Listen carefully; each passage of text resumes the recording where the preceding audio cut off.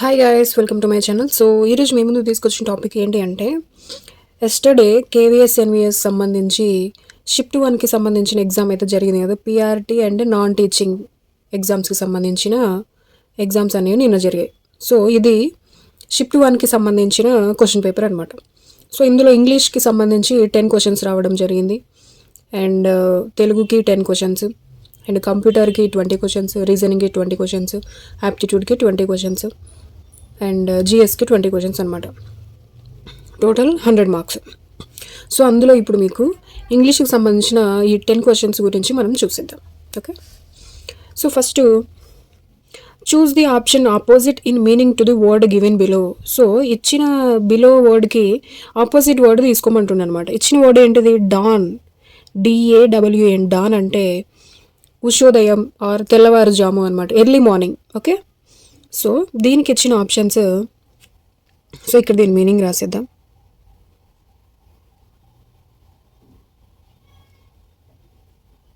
తెల్లవారుజాము ఆరు ఉషోదయం అనమాట. సో దీనికి ఇచ్చిన ఆప్షన్స్ ఏంటి అంటే, సన్ రైజ్. సన్ రైజ్ అంటే సూర్యోదయం అనమాట.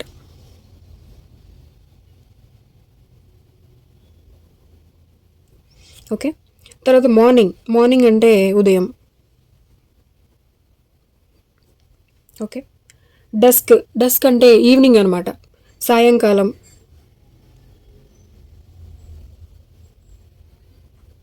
ఓకే, తర్వాత డార్క్. డార్క్ అంటే నైట్, చీకటి ఆర్ రాత్రి. ఓకే, సో డాన్ అంటే తెల్లవారుజాము ఆర్ ఉషోదయం, ఎర్లీ మార్నింగ్ అనమాట. సో సూర్యోదయం, సన్ రైజ్, ఇది సినోనియం అవుతుంది. మార్నింగ్, ఉదయం, ఇది కూడా సినోనియం అవుతుంది అనమాట. సో డస్క్, డార్క్లో ఏదో ఒక ఆప్షన్ మనకి ఆపోజిట్ వర్డ్ అవుతుంది.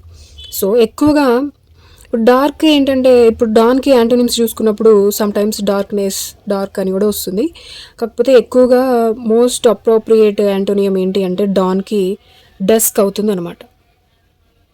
ఓకే, సో మనల్ని కన్ఫ్యూజ్ చేయడానికి వాడు ఇలా దగ్గర మీనింగ్ ఉన్నవి కూడా ఇస్తుంటాడు, కానీ మోస్ట్ అప్రోప్రియేట్ యాంటోనియం ఏమవుతుందంటే డాన్కి డస్క్ అవుతుంది. So next, choose the option in which the following jumbled groups of words can be correctly rearranged to form a meaningful sentence. So ఇక్కడ మనకి 4 సెంటెన్స్లు ఇచ్చిండు, సో వాటిని రీఅరేంజ్ చేయమంటుండు. సో రీఅరేంజ్మెంట్ చేస్తే మనకు ఒక మీనింగ్ఫుల్ సెంటెన్స్ అనేది వస్తుంది. So first option, too many science fiction movies. Second option, against their human masters. Third option, we have seen. Fourth option, about robots rebuilding. Okay, so దీనికి correct answer ఏంటి అంటే option 4 అవుతుంది అనమాట, CADB. అంటే we have seen too many science fiction movies about robots rebelling against their human masters. Okay,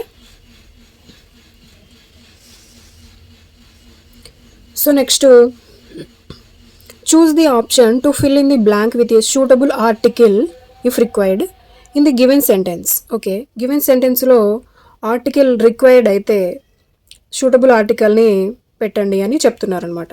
so ఇచ్చిన sentence ఏంటి? Not dash word was uttered in the library. Okay, so ఇక్కడ మీకు articles A and the. Okay, so ఇక్కడ dash తర్వాత ఉన్న word ఏంటి? Word అనే word ఉంది. సో ఇక్కడ మీకు కాన్సోనెంట్ సౌండ్ వస్తుంది. వర్డ్ అంటే వా కదా, కాన్సోనెంట్ సౌండ్ వస్తుంది.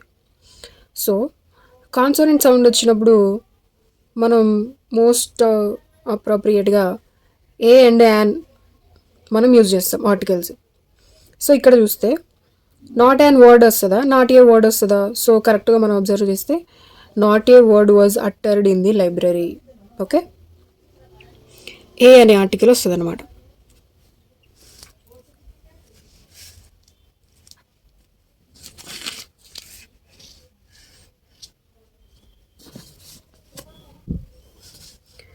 So next, identify the class of the underline part of the given sentence. ఇచ్చిన సెంటెన్స్లో అండర్లైన్ పార్ట్ అనేది ఉంది కదా, సో దానికి ఏ క్లాజ్ అనేది ఐడెంటిఫై చేయమంటుండు.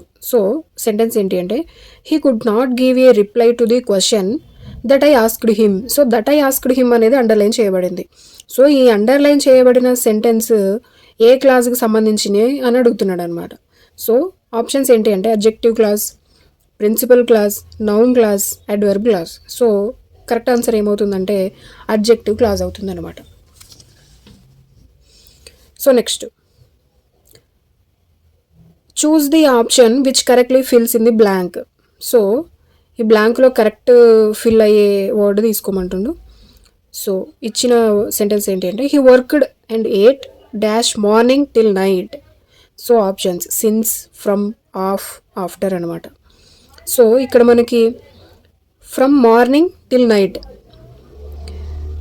అంటే మార్నింగ్ నుండి నైట్ వరకు.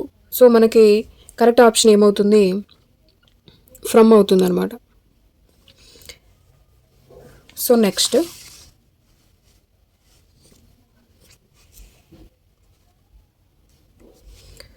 Identify the part of the speech of the underline word in the following sentence. అంటే ఇక్కడ అండర్లైన్ వర్డ్కి పార్ట్ ఆఫ్ స్పీచ్ ఏంటిదో కనుక్కోమంటుండ అనమాట. సో ఇచ్చిన సెంటెన్స్ ఏంటి, Ravi is a courageous boy. Okay, courageous అనేది అండర్లైన్ చేయబడింది. సో దీనికి ఇచ్చిన options adverb, adjective, noun, verb. So noun అంటే నేమ్స్ని తెలియజేస్తుంది. ఈ కరేజియస్ అనేది నౌనా కాదు. సో ఇది మనం ఎలిమినేట్ చేసేయచ్చు. వెర్బ్ అంటే వర్క్ని తెలియజేస్తుంది. ఇది వర్క్, కరేజియస్ అంటే వర్క్ కాదు కదా. సో ఇది కూడా ఎలిమినేట్ చేసేయచ్చు. అడ్వర్బ్ కూడా వర్క్ యొక్క స్పెషాలిటీని తెలియజేస్తుంది. సో ఇది కూడా మనం ఎలిమినేట్ చేసేయచ్చు. సో కరేజియస్ ఈ నౌన్ యొక్క ప్రాముఖ్యతను గురించి తెలియజేస్తుంది కదా. ఇక్కడ వెర్బ్ యొక్క ప్రాముఖ్యతను తెలియజేస్తే అడ్వర్బ్ వస్తుంది. సో ఇక్కడ ఉన్నది ఏంటిది, బాయ్ అనేది నౌన్ కదా. సో నౌన్ యొక్క ప్రాముఖ్యతను తెలియజేస్తుంది. కరేజియస్ అయితే ఏమవుతుంది మనకి, అడ్జెక్టివ్ అవుతుంది అనమాట. So next, identify the meaning of the underline idiom used in the given sentence. Okay, so ఈ సెంటెన్స్లో ఇచ్చిన అండర్లైన్ ఇడియం అనేది ఉంది కదా, ఇడియంని అండర్లైన్ చేశారు కదా. సో దానికి మీనింగ్ అనేది ఆప్షన్స్లో చూస్ చేసుకోమంటాడు. సో ఇచ్చిన సెంటెన్స్ ఏంటి అంటే his professor called for an explanation of his conduct. Okay, so దీనికి ఇచ్చిన options avoided, suggested, offered, demanded. So called for అనే ఇడియంకి మీనింగ్ ఏంటి అంటే డిమాండెడ్ అనమాట. So his professor demanded an explanation of his conduct. Okay, so next, choose the option in which voice in the given sentence has been correctly changed. Okay, so ఇచ్చిన sentence ఏంటి, the electrical wires have been cut.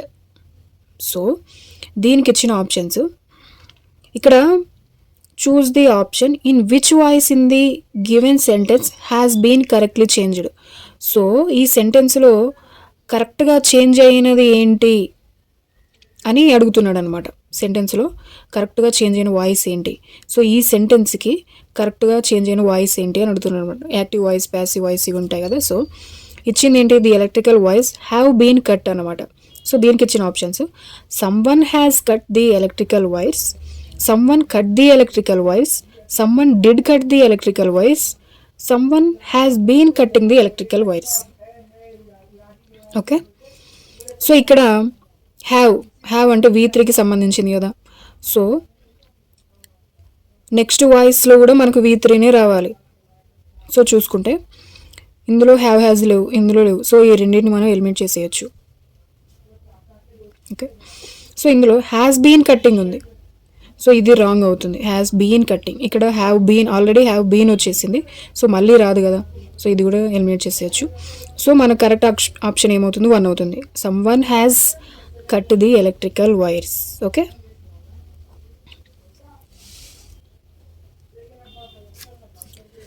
So next, one of the parts of the following sentence may or may not have an error. So ఈ following sentence 4 ఆప్షన్స్లో ఇచ్చిన sentence ఉన్నాయి కదా, అందులో error ఉండొచ్చు are ఉండకపోవచ్చు. Identify the one with the error. So error ఏమైనా ఉంటే దానిని ఐడెంటిఫై చేయమంటున్నాను అనమాట. సో ఆప్షన్ ఏ అంటే idioms used to convey. Okay, option B a message in a more creative way. Option C are like the spice. Option D that make your writing flavourful. అంటే ఇక్కడ మనకు చూసుకుంటే first option చూసుకుంటే idioms used to convey. Idioms ఇక్కడ మనకు verb miss అవుతుంది కదా, idioms are used to convey అనేది వస్తుంది అనమాట. సో మనకి ఎర్రర్ ఉన్న ఆప్షన్ ఏమవుతుంది, ఆప్షన్ ఏ అనేది అవుతుంది.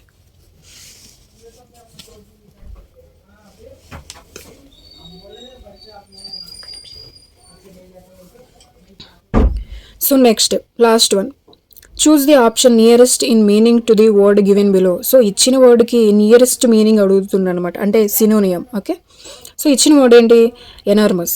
సో దీనికి ఇచ్చిన options weak, tiny, vast, strong. So మనకి ఎనార్మస్ అంటే అత్యంత పెద్దది ఆర్ విపరీతంగా పెద్దది అనమాట. సో అత్యంత పెద్దది. ఓకే, సో దీనికి ఇచ్చిన ఆప్షన్స్ వీక్ అంటే బలహీనమైనది, టినీ అంటే స్మాల్ అనమాట, చిన్నది, వాస్ట్ అంటే విశాలమైనది, స్ట్రాంగ్ అంటే బలమైనది అనమాట. సో ఎనార్మస్ అంటే అత్యంత పెద్దది, ఇక్కడ వీక్ అంటే బలహీనమైనది. సో ఇది మనం ఎలిమినేట్ చేసేయచ్చు. టినీ అంటే చిన్నది, ఇది యాంటోనియం అవుతుంది, ఎలిమినేట్ చేసేయచ్చు. స్ట్రాంగ్ అంటే బలమైనది, ఇది డిఫరెంట్ వర్డ్, ఇది ఎలిమినేట్ చేసేయచ్చు. సో ఎనార్మస్కి సినోనియం ఏమవుతుంది, వాస్ట్ అవుతుంది అనమాట. ఓకే, సో గైస్ ఇది ఈరోజు వీడియో అనమాట. సో మీకు ఈ కేవీఎస్ ఎన్విఎస్ సంబంధించి ఇంగ్లీష్కి సంబంధించి 10 క్వశ్చన్స్ యొక్క ఎక్స్ప్లెనేషన్ ఇది అనమాట. సో నెక్స్ట్ వీడియోలో వేరే క్వశ్చన్స్, వేరే సబ్జెక్ట్ సంబంధించిన క్వశ్చన్స్తో మీ ముందుకు వస్తాను. అండ్ దిస్ ఈజ్ ఎస్టర్డే జరిగిన నాన్ టీచింగ్ అండ్ పిఆర్టీకి సంబంధించిన క్వశ్చన్ పేపర్. ఇది షిఫ్ట్ 1కి సంబంధించింది అనమాట. సో వేరే క్వశ్చన్స్ మీద మీకు ఏమన్నా కావాలంటే కూడా నన్ను కామెంట్ సెక్షన్లో అడగచ్చు. అండ్ వేరే టాపిక్స్ అండ్ వేరే వీడియోస్, ఇప్పుడు మీరు ప్రెజెంట్ ఏం ప్రిపేర్ అవుతున్నారో అది కూడా ఒకసారి నాకు చెప్పండి. సో నేను దాన్ని బట్టి వీడియోస్ చేస్తాను. అండ్ కరెంట్ అఫైర్స్ వీడియోస్ అయితే మీకు డైలీ వస్తుంటాయి, అవి ఫాలో అవ్వండి. డెప్త్గా ఇస్తున్నాను అనమాట, అందులో ఇంపార్టెంట్ పాయింట్స్ అవన్నీ కూడా. సో కాకపోతే వాటికి కొంచెం టైం పడుతుంది. ఇంపార్టెంట్ పాయింట్స్ తీసుకొని కలెక్ట్ చేసి రాసి మీకు చెప్పేసరికి కొంచెం టైం పడుతుంది అనమాట. సో ఈ వీడియో కాక మీకు నచ్చినట్లయితే ఒక చిన్న ఎంకరేజ్మెంట్ కోసం మన వీడియోని లైక్ చేయండి. అండ్ మీలాగా ప్రిపేర్ అయ్యే మీ ఫ్రెండ్స్కి వీడియోని షేర్ చేయండి. అండ్ ఇలాంటి మరిన్ని వీడియోస్ కోసం మన ఛానల్ సబ్స్క్రైబ్ చేయండి. Until then, this is Renu signing off. Thank you.